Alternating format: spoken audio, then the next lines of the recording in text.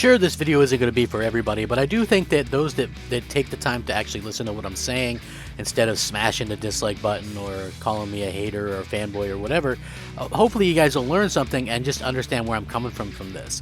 Of course, obviously the Xbox Series S isn't going to be for everybody. That would be silly. There's nothing that's for everybody. And I feel like people often forget that. And at the end of the day, these are just opinions.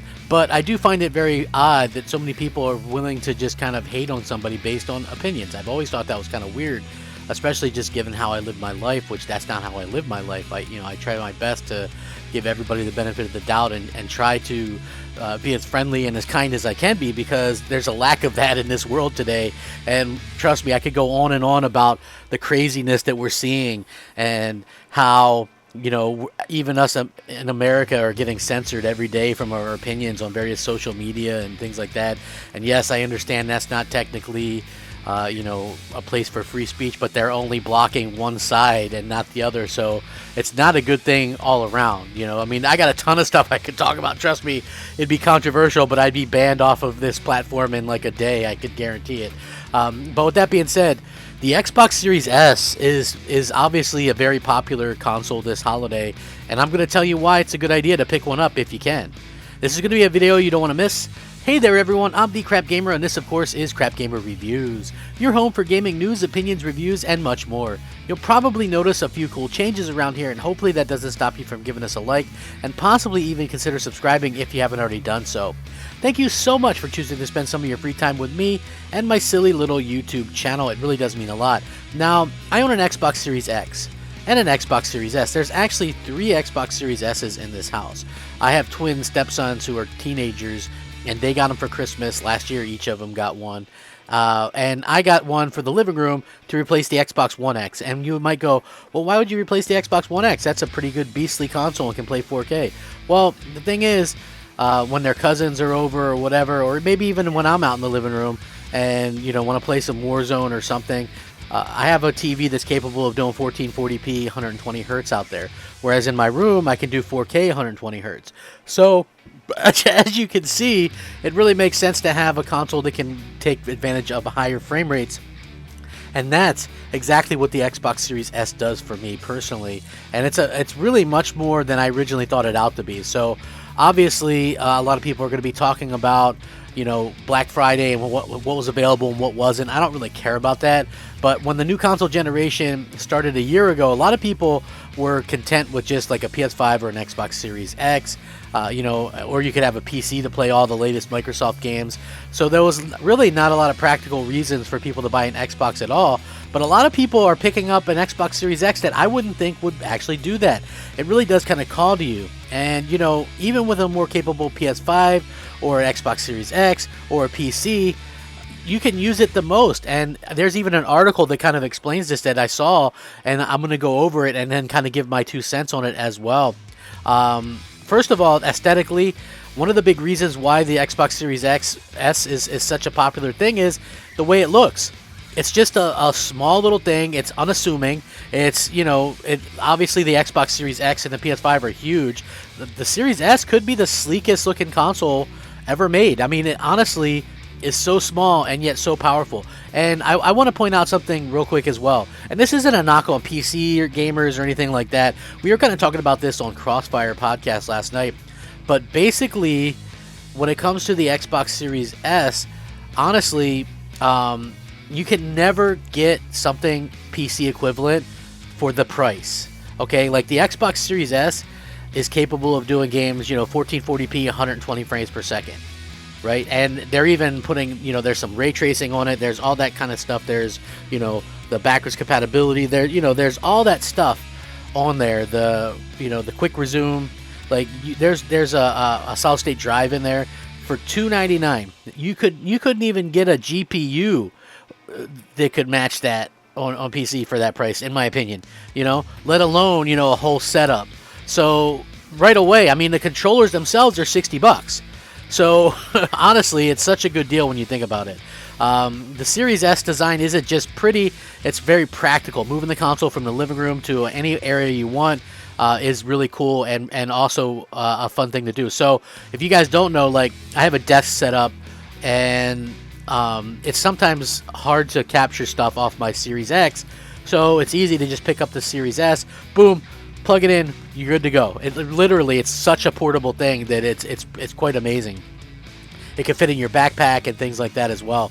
Despite being the cheapest current gaming console out there, the Series S still feels distinctively next generation, largely because it has a lot of the same key features that the $200 more expensive Xbox Series X has.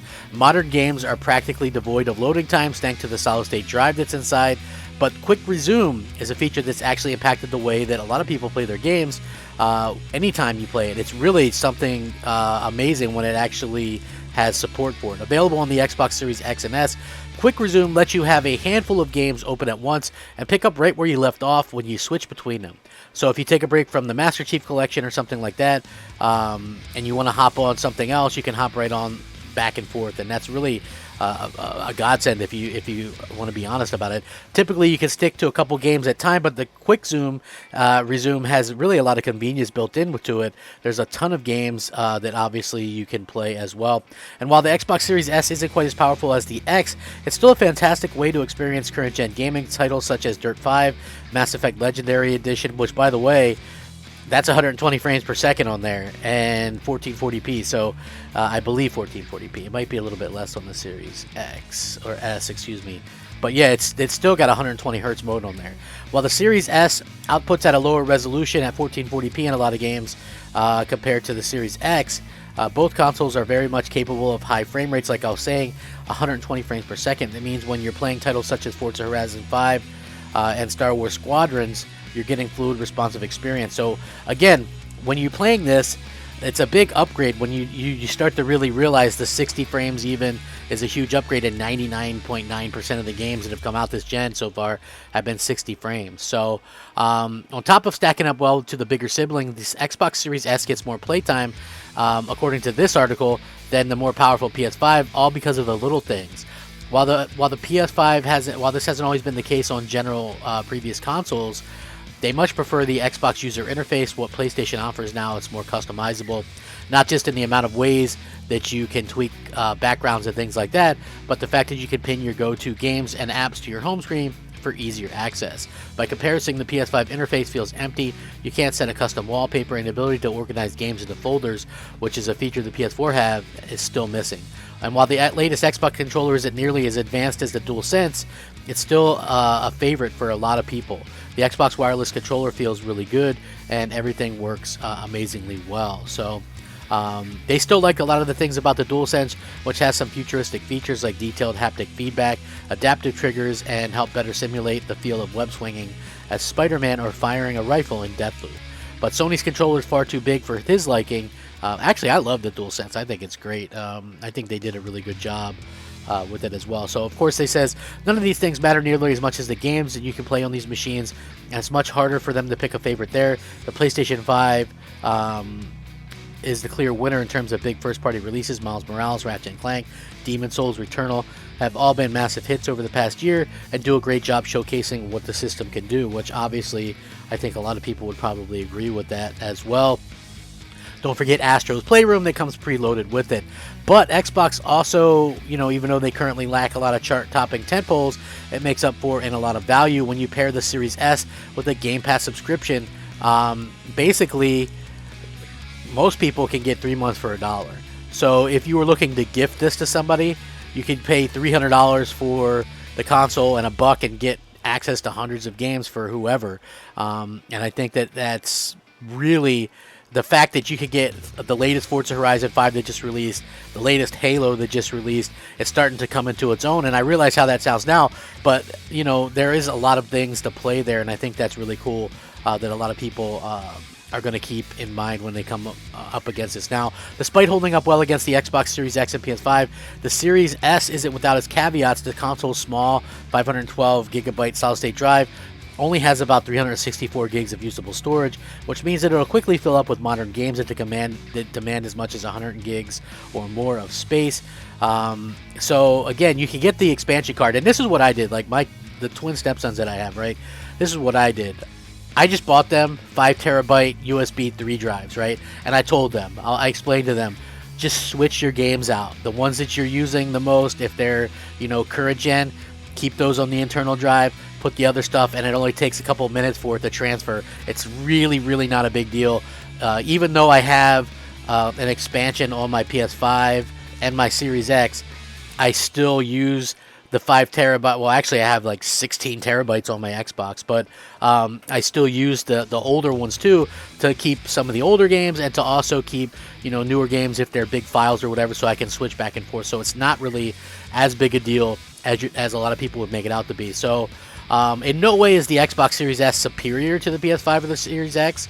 If you care about 4K gaming and want a more future-proof gaming console, obviously hold out for one of them. Who knows when that might be, maybe 2023. But if you just want something that's pretty cool, you can play current-gen games, because guess what, folks? Next year, there's a lot of games coming out that aren't on last-gen consoles. So this is a good solution to that. It's a good stopgap. For $299, you're getting a system that can play the latest Call of Duty, Battlefield, Madden, just to name a few, obviously. You know, of course, Starfield's going to come out next year. That's only going to be on current gen. Same thing with Redfall. Same thing with probably the new Forza Motorsport that's going to come out. It's the best value in gaming right now, and it's the only one that's available in stores that you can literally find. So keep that in mind as you guys go along. I think it's going to be something that a lot of people are going to have to talk about. This might be a little bit controversial video. I don't think it's better than the PS5, mind you. I just think that it's the option, maybe the only option to get right now, and that's something you should think about. So, yeah. Thanks for watching. Have a great day. Rack 'em up, fact 'em up, crap gamer 'em up. Crap gamer out.